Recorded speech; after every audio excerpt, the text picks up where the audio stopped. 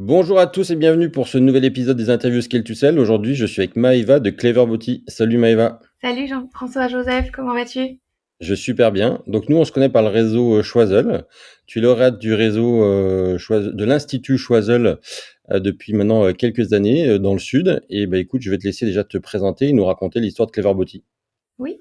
Alors, bonjour à tous, je suis Maëva, la fondatrice de la marque de maquillage naturel haute performance de qualité professionnelle qui est Clever Beauty. J'ai commencé l'aventure en 2015 pendant mes études et j'ai créé officiellement l'entreprise en 2017. Comment on arrive à créer une entreprise pendant ses études ou à réfléchir à un projet? Qu'est-ce qu'il y avait des facteurs qui t'ont poussé à ce moment-là à passer à l'acte? Alors déjà, je suis chimiste de formation, donc Mhm. j'ai fait mes études dans les laboratoires spécialisés dans la cosmétique, hein. C'était vraiment une volonté d'allier science et féminité. Donc j'ai pu voir un petit peu l'envers du décor. J'ai commencé par des laboratoires ce qu'on appelle certifiés. Donc ce sont des laboratoires qui travaillent pour des marques en marque blanche, hein, qui travaillent pour des marques bio essentiellement. Donc j'ai commencé mon aventure euh, là-dedans et j'ai voulu quand même voir un petit peu ce qui se passait dans les laboratoires plutôt conventionnels. Et force est de constater que dans les laboratoires conventionnels, on mettait énormément d'ingrédients issus de la pétrochimie, beaucoup de conservateurs qui n'étaient pas forcément nécessaires puisque j'avais déjà vu auparavant qu'on pouvait faire autrement avec des produits plus naturels possibles. Donc premier constat, les formules pouvaient être complètement améliorées. Et D'accord. il y a aussi un deuxième constat qui est plutôt personnel. Je vois ma maman qui est une grande fan de vernis à ongles, hein, je la voyais tous les soirs, enfin, en tout cas au moins 2, 3 fois par semaine, commencer à transvaser les fonds de ces vernis les uns dans les autres. Ça peut paraître un petit peu bizarre, donc je lui ai demandé mais pourquoi tu fais ça? Elle m'a tout simplement répondu regarde, tous les pinceaux de mes vernis sont trop courts, on n'atteint pas le fond, je veux pas gaspiller donc je fais mes petits mélanges. Les couleurs étaient discutables, clairement, mais pour autant, avec 3 vernis, elle arrivait à en remplir un entier. Donc D'accord. là, je me suis dit quand même, c'est un peu fou que des grandes marques, par exemple, n'arrivent pas à faire un packaging qui est complètement adapté. Et il faut savoir que les vernis, normalement, on est censé les mettre à la déchetterie quand ils sont finis dans le contenant solvant chimique. Ce que personne D'accord. ne fait, bien sûr. Donc, ils sont dédiés à la poubelle et donc à l'enfouissement. Ok. Donc là, je me suis dit quand même, il y avait peut-être quelque chose à faire. Avec ce constat de formule naturelle et de packaging non adapté, ça commençait un petit peu à mûrir en moi, en me disant qu'il y avait des choses à faire dans ce milieu et faire bouger un peu les lignes. Donc, Petite question, quand tu t'es présenté, tu as dit que vous étiez une marque haute performance. Ça veut dire quoi exactement? alors, le côté haute performance, c'est vraiment qu'on a travaillé une qualité professionnelle sur nos produits. D'accord, Ma mère étant coiffeuse, je pense que c'était un biais. J'ai voulu m'adresser tout de suite aux professionnels de la beauté et donc il fallait que la qualité des produits soit vraiment au top, puisqu'on était à l'époque dans cette ère où le naturel était égal à ça ne fonctionne pas, c'est pas aussi efficace que les produits conventionnels. Donc j'avais aussi mes preuves à faire à ce niveau-là en termes de qualité. Donc là, on est vraiment d'accord. sur une qualité professionnelle. Et donc du coup, aujourd'hui, Clever Beauty, c'est une marque qui s'adresse à un segment B2C ou un segment B2B? Les deux. On est plutôt B2B2C, D'accord? mais également B2C à travers notre site internet. L'objectif était vraiment d'aller sur les deux, notamment en vendant à travers un réseau d'instituts de beauté indépendants qui permettait aussi d'avoir une crédibilité en termes de qualité de produits et d'avoir un conseil aussi sur les produits. Donc on a un réseau aujourd'hui de 300 revendeurs, plutôt instituts de beauté, concept store et quelques magasins de produits naturels également. Et sur le site internet, mais aussi des marketplaces de renom comme Nocibé en ligne et Yves Rocher récemment sur Ouais. la market. Et juste pour revenir entre 2015 et 2025, donc 10 ans que tu es sur ce projet, quelles ont été les différentes et donc tu nous as déjà dit que la société a été créée en 2017, quelles ont été les différentes étapes qui t'amènent à aujourd'hui? Alors, il y a eu plusieurs étapes. Disons que je l'ai découpé en 3 parties. C'est vraiment de passer de l'idée au projet, du projet à l'entreprise et ensuite de l'entreprise à une entreprise en croissance. Voilà. Donc, vraiment de l'idée au projet, ça c'était vraiment pendant mes études. J'ai fait le parcours Pépite, hein, qui permet d'avoir un statut étudiant entrepreneur et de vraiment faire mûrir parce que vraiment l'idée de base c'était d'améliorer les formules des produits de maquillage, notamment du vernis dans un premier temps, pour les rendre les plus naturels possibles et d'améliorer le packaging pour que le pinceau puisse aller au fond du flacon, tout simplement. Mais après, il fallait mettre en œuvre, hein, cette idée. Donc, je suis passée par des étapes de R&D. Je rappelle que je suis chimiste, mais j'ai poussé les portes d'un Fab Lab qui m'a permis d'aller apprendre tout ce qui est logiciel et impression 3D pour vraiment faire le prototype de ce fameux bouchon innovant. Donc, on est passé vraiment de l'idée à quelque chose d'hyper concret. Donc, le prototype. Et ensuite, il a fallu aller chercher des financements. Quand on est une femme de 25, 26 ans, sortie d'études, qui veut aller chercher des financements à l'époque où les startups commençaient un petit peu à émerger, le mot était presque nouveau. C'était vraiment un gros challenge, surtout qu'au niveau de la caution, concrètement, j'avais juste une petite Clio et j'avais rien à mettre en caution. Enfin voilà. Mmh. Donc il a fallu convaincre, faire des preuves de marché aussi. Donc j'ai commencé par une campagne de crowdfunding Ulule, donc D'accord. qui m'a permis d'attirer mes premiers clients, campagne qui a très bien marché. Donc voilà, il a fallu prouver un petit peu la crédibilité du projet. Et donc après, oui. Et du coup, quels ont été, toi, tes hacks que tu as mis en place pour réussir à montrer que le projet était crédible et cohérent? Alors petit hack. Grâce à la French Tech, on avait l'occasion en 2017, alors juste avant de créer l'entreprise, donc en septembre, j'ai créé en novembre, donc c'était un peu border, disons. Avec la French Tech, on avait l'occasion d'avoir un stand offert à la Foire Mmh. de Marseille. D'accord. Donc me voilà avec mes petits prototypes, quelques vernis j'avais seulement les couleurs. Et me voilà avec la foire de Marseille dure 10 jours. Me voilà avec un petit meuble, mes petits prototypes, et je me suis dit que j'allais vendre le concept parce que j'avais vraiment rien à vendre. J'ai dit toujours que j'ai vendu de l'air pendant cette période. Euh, et je me suis dit, s'il y a des gens qui adhèrent au concept, forcément, si je leur vends de l'air, peut-être qu'un jour ils achèteront mes produits. Donc c'était un peu mes premières préventes. Les 3 premiers jours, je n'ai absolument rien vendu. Je me suis dit que les 10 jours allaient être très longs. Et j'ai appelé un peu à la rescousse ma famille. Je leur ai dit, écoutez, il faut m'amener une table, des chaises, de la lumière. Je vais poser du vernis. C'était D'accord. un peu la révolution parce que déjà, je n'étais absolument pas esthéticienne. J'avais seulement quelques petits échantillons. Et en fait, la petite astuce était que elle s'asseyait avec moi. Je faisais payer la pose de vernis 5 €. Elles s'asseyaient avec moi. Elles étaient bloquées avec moi pendant au moins 5 à 10 minutes. Donc pendant ce temps-là, je pouvais leur pitcher mon projet. Et bon, ou elles ont eu envie d'encourager une jeune entrepreneur, ou elles ont peut-être eu un peu de peine au démarrage, je ne sais pas. Mais en tout cas, les deux ont fonctionné.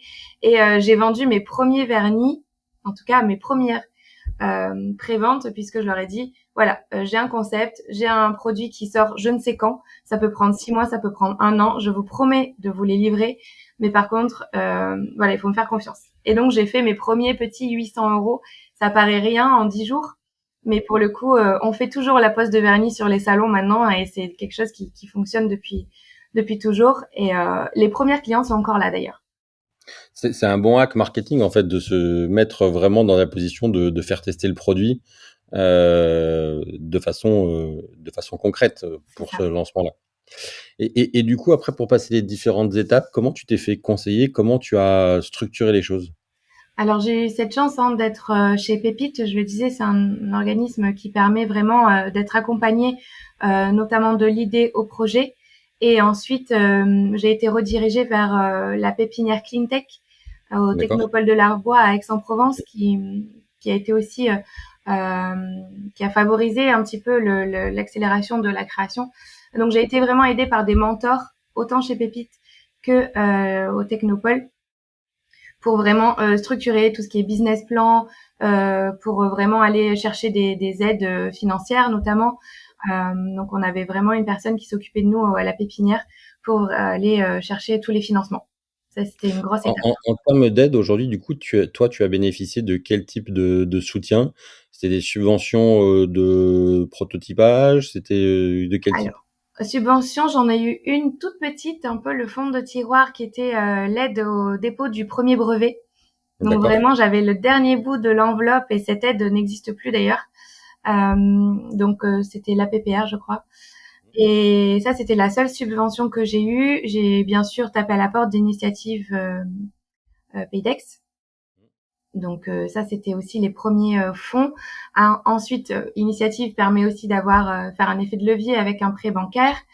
Euh, Au démarrage, c'est tout ce que j'ai eu. Après, j'ai eu une aide de PACA Émergence. Ça ne s'appelle plus comme D'accord. ça, je crois, mais PACA Émergence pour un plus gros montant.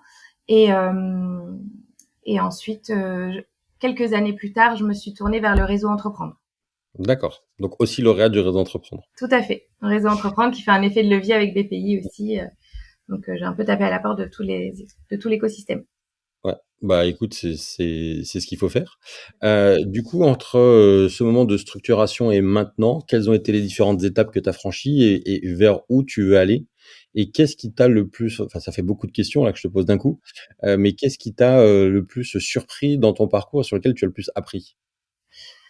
Il y a une grosse étape au démarrage qui était vraiment l'industrialisation, puisque c'était pas du tout ma partie.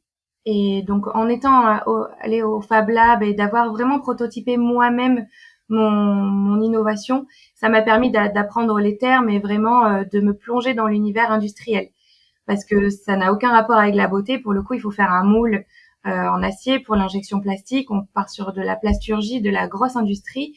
Et comme je le disais, c'est bête, mais quand on est une femme de 25 ans, quand on a des industriels qui font des millions de pièces au téléphone, ils ne prennent pas forcément au sérieux, vraiment, parce que ils pensent qu'on n'a pas le vocabulaire. Et donc, on a eu vraiment des devis qui euh, qui étaient vraiment faramineux.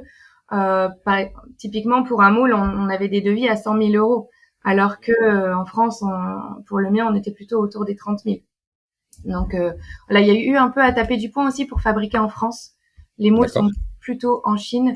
Là, il a vraiment fallu taper du poing et trouver les bons partenaires pour fabriquer en France et avoir un moule avec un prix décent. Ouais. Et du coup, en fait, cette logique d'industrialisation, tu l'as, j'imagine qu'aussi tu as une logique à un moment de compliance, par rapport à différentes réglementations. Comment tu te fais accompagner sur, ben, monter à l'échelle sur la partie industrielle et être, en conformité par rapport à toutes les réglementations que tu dois, avoir face à toi? Alors, pour le coup, j'étais chimiste, mais aussi spécialisée dans les cosmétiques naturels. Donc, j'avais déjà eu toute cette formation en termes de réglementation, que ce soit autant sur la formule que sur les packaging. Euh, j'avais déjà cette connaissance. Je me suis fait accompagner quand même d'un bureau d'études pour passer du prototype au moule. Donc, on a réussi quand même à mettre les choses un peu à plat et de faire les choses bien. Donc à ce niveau-là, il n'y avait pas forcément de souci. Moi, dans les cosmétiques, on n'a pas forcément le logo CE à apposer, etc. Donc c'est moins contraignant à ce niveau-là. C'est pas un médicament, on comprend. Exactement. Même si parfois ça fait du bien au moral. Oui. Aujourd'hui, la gamme de cosmétiques que tu proposes, elle va de où à où et comment tu l'as fait, vivre? Alors, on a commencé par le vernis à ongles, hein, vous l'aurez compris, j'en ai beaucoup parlé. Vernis à ongles avec cette innovation anti-gaspillage que je peux montrer quand même. On va le regarder, on va Euh, voilà, donc c'est ce bouchon que j'ai prototypé qui vous permet d'un simple clic d'atteindre le fond du flacon et de finir l'intégralité, ce qui rend le packaging entièrement recyclable. Plus besoin d'aller en déchetterie. On a commencé par cette gamme-là. On voulait lancer une gamme de rouge à lèvres. Le Covid étant arrivé, on a vraiment pivoté sur la gamme beauté des yeux. On ne voyait plus que ça à l'époque. Donc on a lancé le premier, je dis on parce qu'on est une petite équipe maintenant. Bah, tu vas nous la présenter après. Voilà. On a lancé le premier mascara en verre rechargeable, donc toujours dans cet esprit anti-gaspillage éco-responsable. Donc c'est celui-ci. Il permet de garder sa brosse à vie, par exemple, et de racheter seulement les petites recharges en verre. On évite toujours les déchets plastiques. Ça, c'est maintenant notre best-seller. Hein. Je l'ai enrichi en soins, toujours de qualité professionnelle. Donc on a vraiment de l'huile de ricin dedans. Voilà. Pour accompagner ce mascara, la gamme beauté des yeux, on a aussi des crayons pour les yeux issus de forêts durables.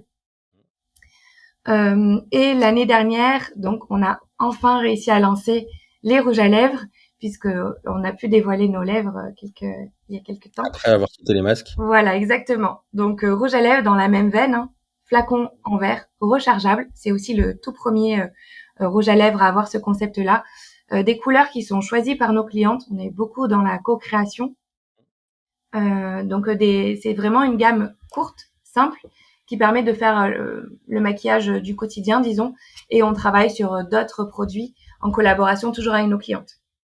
Et là, j'ai 2 questions qui me sont venues. C'est pourquoi, en fait, tu t'es pas spécialisé dans la vente de packaging, auprès de fabricants existants pour leur vendre ton innovation? Et la deuxième, aujourd'hui, comment tu travailles justement avec ta communauté de clientes pour les faire participer au développement de vos produits? Alors pour le côté packaging et innovation, aux prémices, j'avais même pas encore posé le brevet. Aux prémices du projet, j'ai échangé avec une très très grande marque de luxe qui fait également du vernis, dont je ne citerai pas le nom, mais très très connue depuis des années. On a échangé donc avec la DevPack justement, et elle n'avait pas forcément compris à quoi servait ce bouchon. Et quand elle a compris qu'il permettait de finir l'intégralité du produit, elle s'est complètement désintéressée en me disant, eh bien, nous, on n'a pas besoin que nos clientes finissent le produit. Donc, D'accord. voilà, c'est un peu l'obsolescence programmée du vernis à ongles. Typiquement, leur flacon à eux, quand le vernis est transparent et qu'on peut voir jusqu'où arrive le Mmh. pinceau, leur flacon est complètement floqué en noir. Donc, en fait, on ne peut pas. Et D'accord. donc, on avait rigolé sur Ça ça, ça le fait permet qu'il y ait d'identifier la marque voilà. de façon plus claire. Voilà. Mais voilà, donc c'était pas vraiment une volonté, en tout cas à l'époque. Peut-être que ça a changé aujourd'hui avec tous ces changements avec les entreprises à mission, tous les engagements RSE. Mais il faut se dire qu'il y a 7 ou 8 ans, c'était pas encore ça. Donc à l'époque, finir le vernis à ongles ne les intéressait pas du tout. Donc j'avais complètement abandonné cette idée. Et aujourd'hui, le but étant de créer vraiment une marque de maquillage qui fidélise ses clientes, hein, puisque, comme je disais, on travaille énormément avec elles, main dans la main. On les rencontre 2 fois par an avec des salons et elles sont fidèles. Vraiment, celles du démarrage sont encore là et on fidélise chaque année nos clientes. On a vraiment un panel de clientes très large, hein, entre 18 et 80 ans, même plus. C'est vraiment des personnes qui ont fait cette démarche de on veut moins de produits mais de meilleure qualité et qui font du bien à notre peau. Vous proposez aujourd'hui, combien de coloris? Alors, sur les vernis, on en a 15, notamment des vernis soins qui sont vraiment notre best-seller. Sur les rouges à lèvres, on en a 7. Donc, comme je disais, c'est quand même des gammes assez courtes, hein, pour des métiers de couleur. Sur les crayons, nous en avons 5. C'est amené à évoluer, mais vraiment, le but n'est pas de sortir, comme je disais, je sortirai jamais du bleu, du vert, déjà, c'est très compliqué en naturel. On va vraiment aller chercher des produits que les gens vont utiliser. En cosmétique, on dit toujours qu'il faut toujours, par exemple, un vernis bleu sur le présentoir parce que ça va attirer l'œil, mais vous n'en vendrez jamais un. C'est pas D'accord. vraiment l'optique. L'optique là, c'est vraiment de proposer à nos clientes des produits qui leur correspondent. Et c'est pour ça qu'on travaille les couleurs énormément avec eux. On sort pas des produits tous les 4 matins. Par exemple, le rouge à lèvres, j'ai mis 2 ans et demi de R&D avant de lancer. Il faut que ce soit de qualité professionnelle et que ça réponde à toutes les exigences de la marque. Et justement, en fait, derrière, alors, il y a la qualité professionnelle, comment on l'éprouve? Quel process tu mets en place pour t'assurer que tu maintiens, tu gères ta qualité et du coup aussi, comment tu gères tes fournisseurs? Puis après, il y a toute la partie logistique. Comment, tu t'assures en fait, d'avoir suffisamment de stock et d'être capable de gérer, les commandes de tes clients? Ça fait beaucoup de choses qu'il Oui. faut dont il faut Alors, pour le côté qualité professionnelle, on fait valider par notre panel d'esthéticiennes, d'accord. donc par des professionnels. On prend aussi pas mal de concurrents et il faut qu'on soit meilleur en termes de tenue, de pigmentation, etc. Donc, on a un cahier des charges assez strict à ce niveau-là. C'est vraiment nos professionnels qui vont ensuite valider les produits. Ensuite, pour le côté, quelle était l'autre question? Je m'en rappelle En plus. fait, alors sur le côté professionnel aussi, moi ce que j'aimerais comprendre, c'est, il y a des laboratoires qui vous accompagnent, qui vous auditent ou, c'est de l'auto-certification, par rapport justement aux différents panels de spécialistes avec lesquels tu travailles? Oui, alors il n'y a pas vraiment de certification pour dire qualité professionnelle. Nous, on s'assure que ce soit vraiment validé par des professionnels. D'accord. Après, il n'y a pas forcément de label, ce serait à creuser Mmh, d'ailleurs.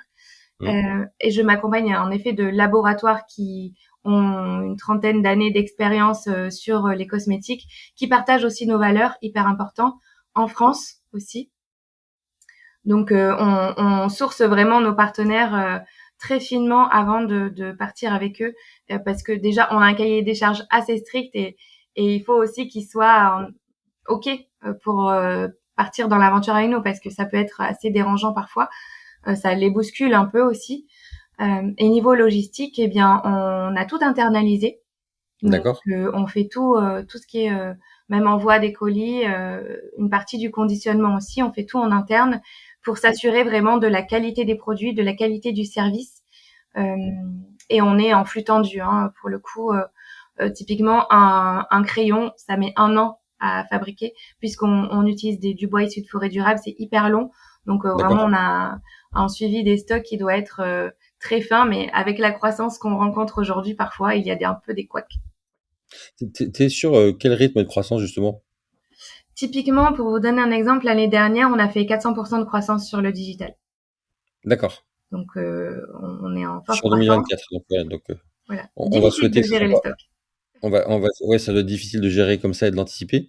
J'imagine que 2025 part sur la même tendance compte tenu des annonces que tu as pu avoir. Oui. Alors, Heu, on essaye de moduler, de faire attention de ne pas être en hyper croissance pour quand même avoir cette pallier à cette problématique de stock, hein, parce que qui dit rupture de stock dit client mécontent, etc. Donc, on essaye de moduler un peu mieux cette année en ayant une croissance beaucoup plus constante en fonction des mois et pas avoir des énormes pics, des ruptures, des pics, des ruptures, voilà. De gérer un peu mieux cette croissance. hem, Aujourd'hui, tu nous as parlé beaucoup de France. Est-ce que tu es dans des démarches pour être labellisé Made in France, origine France garantie ou pas? Alors, on n'est pas labellisé, on n'a pas de tampon, disons, officiel. Par contre, tout est fait en France. D'accord, J'ai pas voulu me raccrocher à des labels. Déjà, j'y trouve pas forcément mon compte. Sur certains labels, il faut qu'un certain pourcentage soit fabriqué en France, etc. C'est pas hyper clair pour les clients non plus. Nous, on est très transparent sur la provenance de nos produits, donc nos clients nous font confiance par le fait que ça fait des années qu'on est là, ça fait quand même 8 ans on essaye de faire les choses le mieux possible et on est hyper transparent, donc elles ont de moins en moins confiance au label, malheureusement, que ce soit le label bio ou le label Made in France. Mais on est en contact avec eux souvent, donc ouais. pas un sujet. Non, parce que je me souviens d'un épisode qui est sorti il y a pas très longtemps avec, Aluvi, où, j'ai perdu son prénom en plus, je le connais depuis longtemps, malheureusement, nous expliquait en fait l'importance pour lui, justement d'être dans le label Made in France et d'être dans cette capacité d'avoir réindustrialisé et de produire en France pour tenir des délais de logistique, hyper courts. Mm. C'est vrai que faire en France, c'est Toi aussi très pratique, malgré le fait que... Toi, aujourd'hui d'ailleurs, ta clientèle, elle est majoritairement française? Tu as une vocation à l'international? Ça se passe comment? Alors, on est déjà à l'international, on fait 25% de notre chiffre d'affaires à l'international, notamment à travers le site internet, hein. Parfois, on peut livrer à Saint-Pierre-et-Miquelon, donc c'est vraiment... on dépasse les frontières à ce niveau-là. On a aussi des distributeurs en Suisse avec qui on travaille depuis des années, en Belgique. Euh, on avait aussi lancé le Luxembourg, donc on est petit export. On est aussi sur le Nocibé, mais Italie, en ligne. Donc on est sur de petits exports et quelques concept stores aux États-Unis, vraiment par touche. Non. C'est pas un D'accord. pays qu'on a encore exploité. Et c'est quoi les plus gros challenges pour toi d'aller plus à l'international? Eh bien, l'international, ça demande un gros budget, hein. Il faut pas le prendre à la légère. Il faut refaire tout ce qui est communication dans le pays, etc. Donc, c'est pour ça qu'on s'accompagne aussi de distributeurs qui, eux, connaissent très bien leur secteur. Donc, le plus gros challenge, c'est de trouver les bons distributeurs qui partagent aussi nos valeurs et notre réseau de distribution. Parce que comme je disais, on est vraiment en institut de beauté.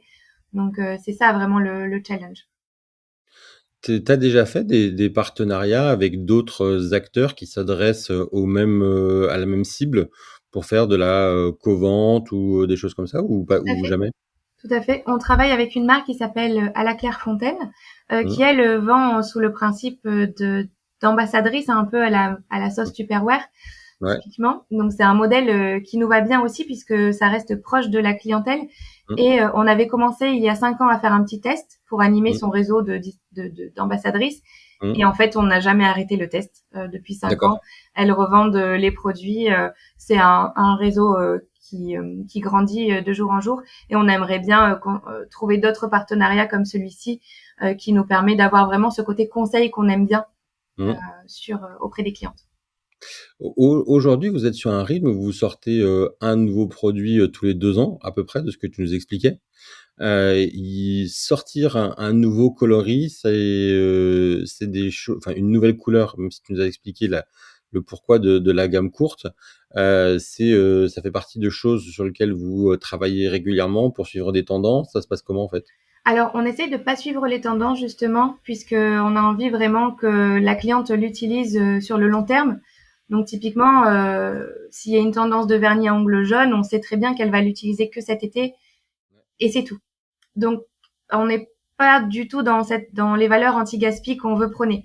Donc D'accord. on essaye de faire des couleurs qui sont vraiment intemporelles. De toute façon, c'est elles qui choisissent les couleurs. Elles choisissent très rarement le jaune, on a de la chance. Mais on fait vraiment des couleurs intemporelles. Créer un nouveau produit, c'est très long. Créer une nouvelle couleur, une fois que le produit est lancé, c'est un peu moins long. Donc on pourrait en sortir plus, mais on n'a pas vraiment envie d'avoir une gamme hyper étendue, comme le disais. Le but étant d'avoir une gamme courte, efficace. En institut de beauté, elles n'ont pas toujours beaucoup de place également, donc il ne faut pas que ça prenne trop de place sur le lieu de vente. Là, l'objectif est plus de lancer de nouveaux produits plutôt que de nouvelles couleurs pour étoffer la gamme. Je vais pas te demander parce que, j'imagine que c'est confidentiel, quel sera le prochain produit. Par contre, si on regarde un peu ton parcours d'entrepreneur, qu'est-ce que tu as le plus appris sur toi, en fait, dans ces 10 dernières années? Eh Et bien, ceci est-ce c'est un peu un mot progressé? tiroir, mais la persévérance et la résilience, concrètement, plutôt la Mmh, persévérance même, je je dirais, puisque préfère, j'aime pas le mot résilience perso, mais bon. comment? J'aime pas le mot résilience Moi non personnellement, plus. donc Moi non plus. C'est pour ça que je parle plutôt de persévérance, puisqu'il faut, c'est un travail de longue haleine avec des aléas d'entrepreneur, disons classiques, hein, des hauts et des bas, que ce soit dans la même journée ou dans la même année. Donc plutôt de la persévérance et je au démarrage, j'étais étudiante, donc je ne savais pas absolument pas ce qui m'attendait. Peut-être que si je l'avais su, je n'aurais jamais lancé. Mais pour le coup, c'est une belle aventure. On écrit, je sais où je vais aller, mais le chemin parfois est un peu plus sinueux que prévu et un peu plus beau que prévu aussi. Donc ça, c'est heureusement ça s'équilibre. il y a des moments où tu regrettes de pas avoir eu une carrière dans un groupe de cosmétiques? Pour le coup, ça non. Je regrette plutôt de pas aller assez vite, mais on va jamais assez vite. Mais alors non, parce que j'ai pu créer l'entreprise de mes rêves finalement. Les produits qui me correspondent et qui correspondent à mes clientes. Et quand on a des retours, quand on nous dit merci, ça fait 7 ans que j'avais pas mis de mascara, grâce à vous, je peux enfin me renouer avec ma féminité. Là, je me dis en fait, on est à la bonne place. C'est quoi le principal challenge perso, pour toi dans les prochaines années? Faire grandir Clever Beauty, l'emmener plus loin. J'espère que je n'aurai pas de plafond de verre et que j'arriverai à l'emmener jusqu'où je veux l'emmener. On sait jamais. Je suis pas sûre de connaître toutes mes capacités à ce niveau-là. Euh, le faire grandir, c'est un peu comme un enfant. J'en parle un peu comme un enfant. Est-ce que j'arriverai à l'accompagner vraiment jusqu'à l'adolescence, etc. Et après qu'elle prenne son envol. Euh, voilà, c'est mon gros challenge de l'accompagner dans sa croissance. Pour les entreprises comme pour les enfants, l'adolescence, c'est le pire moment, on est d'accord. Oui. Hem, Là, c'était quelque chose d'assez pro, mais du coup, toi, perso, qu'est-ce que tu as le plus découvert, dans tes capacités que tu soupçonnais pas? J'ai découvert que j'étais pas patiente. Ça, c'est pour le D'accord. coup plutôt mon défaut. Ouais. Mais je savais que j'étais optimiste, mais je savais pas que j'étais optimiste à ce point-là. C'est-à-dire que D'accord. quand parfois il y a des downs qui sont très bas, j'arrive quand même à tirer le bon et d'en faire une force et ensuite de pivoter pour voilà, typiquement comme à la foire de Marseille, je vends pas pendant 3 jours, ok, je suis dans le down, on pivote, on trouve une autre solution et ça fonctionne. Donc c'est vraiment cette agilité là et cet optimiste permanent que je soupçonnais pas et je savais pas qu'il était aussi puissant. Et du coup, est-ce que tu avais des croyances limitantes que tu as identifiées, que tu as réussi à dépasser? Clairement, hein, le syndrome de l'imposteur, c'est typique. J'avais aucune expérience en entreprise, à part Mmh. quelques stages. Ouais. Donc quand on vous dit essaye peut-être d'abord d'aller en entreprise et après tu lanceras ton entreprise. Non, on apprend à être entrepreneur en entreprenant, clairement. Euh, mais ce petit syndrome de l'imposteur, au début, il y est, c'est sûr, c'est certain. On vient de nulle part, on sort de l'œuf et on lance une entreprise. J'ai fait des erreurs et j'en ressors plus forte. Donc il est toujours un peu là, je pense, mais j'ai réussi à l'apprivoiser et à en faire plutôt une force. Et d'ailleurs, bah, tu dis on devient entrepreneur en entreprenant, je suis assez d'accord. Mais quel soutien, particulier tu as eu de ton entourage ou, quel frein particulier tu as eu de ton entourage auquel tu t'attendais pas? Alors, ma mère étant entrepreneur depuis très très longtemps, son premier réflexe était de me dire non, ne fais pas ça, c'est galère. Bon, malgré tout, c'était vraiment sa première phrase et ensuite elle m'a soutenue dès le départ. Ma famille également, très très gros soutien, ce que j'appelle la famille plus large, hein, les oncles, les tantes, les cousins, soutien dès le début, que ce soit même financier, hein, parce que je suis revenue chez mes parents, voilà, il a fallu tout refaire. Donc j'ai eu vraiment de la chance à ce niveau-là parce que le soutien était immédiat. C'était plus les partenaires autour de moi que j'essayais de me construire une équipe et je me suis pris quand même des portes quand ils croyaient pas au projet, mais ça m'a permis de faire le tri et justement d'avoir les bons partenaires qui sont avec moi depuis le début et ça c'est précieux. Mmh. Et d'ailleurs, tu as eu, des hacks pour se rendre crédible à des auprès de partenaires, quand on a, 25 ans et qu'on lance un projet comme ça? Ou qui ont fait qu'à un moment tu réussis à avoir la Le crédibilité? Alors, c'était pas vraiment un hack. Après, c'est ma façon de fonctionner. J'aime bien connaître le secteur et le domaine et les mots employés sur le bout des doigts. Je m'immerge vraiment dans leur monde. Après, j'adore apprendre, j'adore tout savoir. Donc, c'était vraiment ça mon arme en fait, le savoir, la connaissance, pour me mettre à leur niveau finalement. Et du coup, quand on est chimiste, on sait pas forcément vendre. Pas du tout. Comment tu as découvert la vente et comment tu as progressé dans la vente? Alors, je suis chimiste, mais pour le coup, tout au long de mes études, j'ai été serveuse, j'ai géré un bar à vin, j'ai été en contact avec les clients depuis toujours, finalement, depuis mes 18 ans. Donc, l'échange avec les clients et la vente, parce qu'une serveuse n'est pas qu'une serveuse, elle doit aussi avoir des objectifs de panier moyen, des objectifs de vente, etc. Donc, finalement, mon expérience de job étudiant m'a permis de nourrir tout ça. Et se lancer à la foire de Marseille dès les premiers jours, c'est vraiment la meilleure expérience de vente qu'on puisse rêver puisque on n'a pas le choix. Donc on apprend déjà à rebondir sur les, euh, les questions des gens, etc. Après pour le côté B2B, j'ai vu quand même qu'il me manquait quelqu'un et donc je me suis accompagnée tout de suite d'une commerciale qui a rejoint l'aventure dès les débuts pour vraiment s'occuper de la partie B2B. Mmh. Aujourd'hui, tu nous as dit que tu étais une équipe, on en avait dit qu'on ferait un zoom sur leurs différentes places. Est-ce que tu peux nous dire justement les différents rôles avec lesquels tu t'es entouré? Oui, alors ça va être hyper rapide. Il y a eu, comme je disais, il y a eu des hauts et des bas. On est monté à 8 personnes chez Clever Beauty et sur le pôle, il y avait toujours deux pôles, hein, pôle communication et pôle commercial.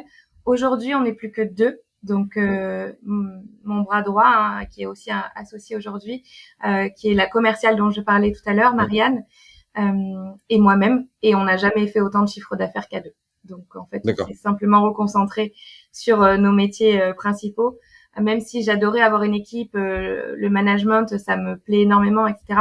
Mais là, on s'est reconcentré Et aujourd'hui, on met plus de temps à vendre que à faire du management, donc c'est efficace. C'est plus efficace. Est-ce qu'il y a une question que je t'ai pas posée et que tu aurais aimé que je te pose?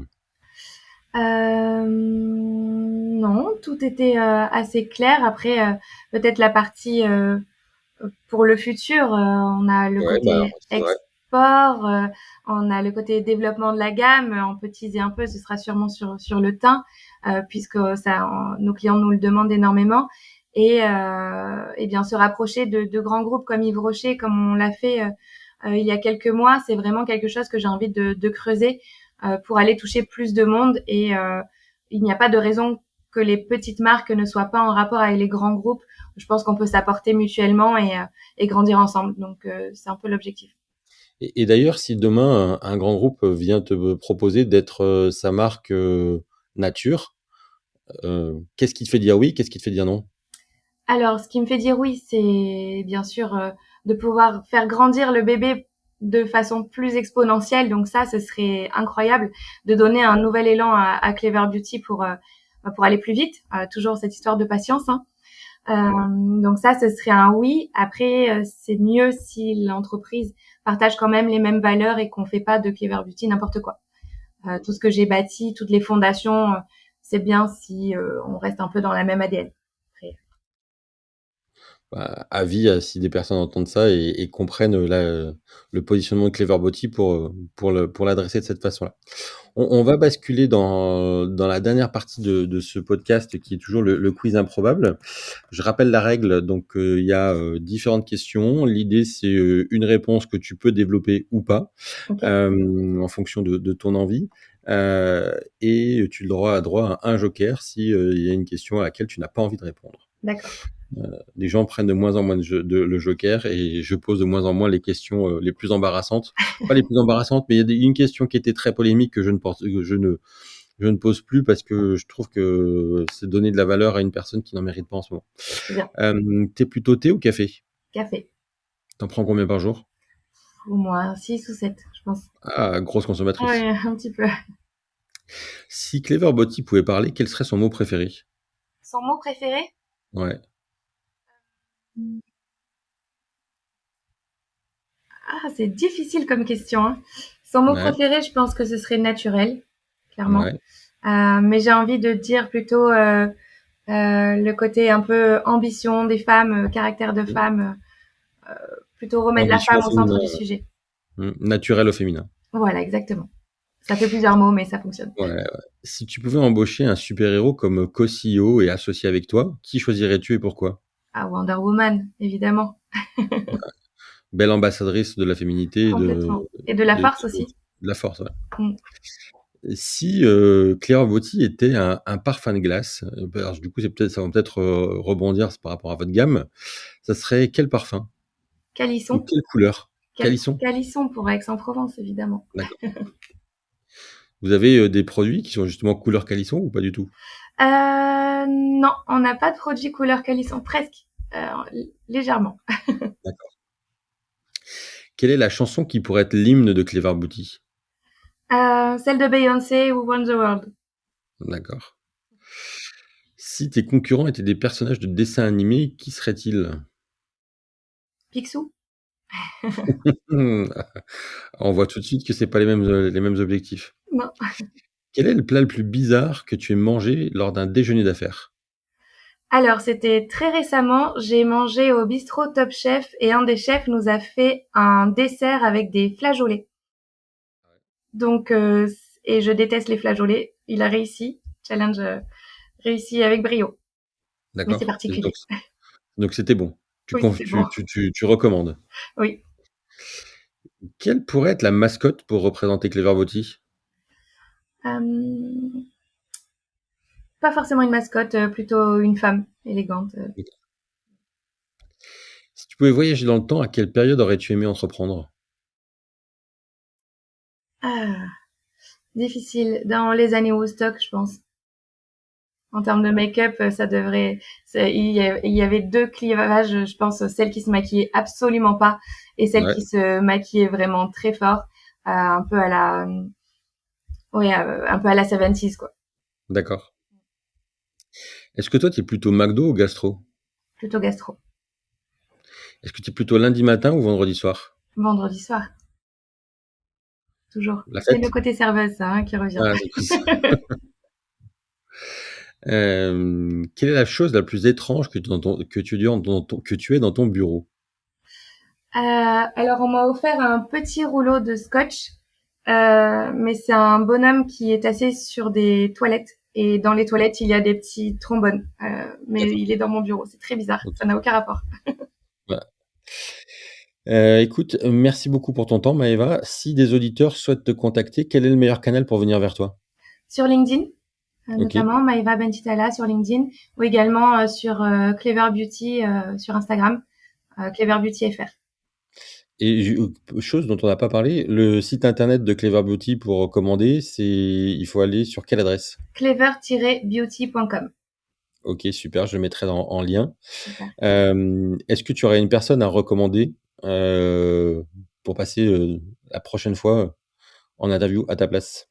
Alors, je recommanderais avec plaisir Caroline de Ayako, qui fait des sprays pour éviter l'engrais, super nana aussi, et sur un sujet complètement différent. Donc, je recommande Eh ben, écoute, je compte sur toi pour faire la mise en relation. avec plaisir.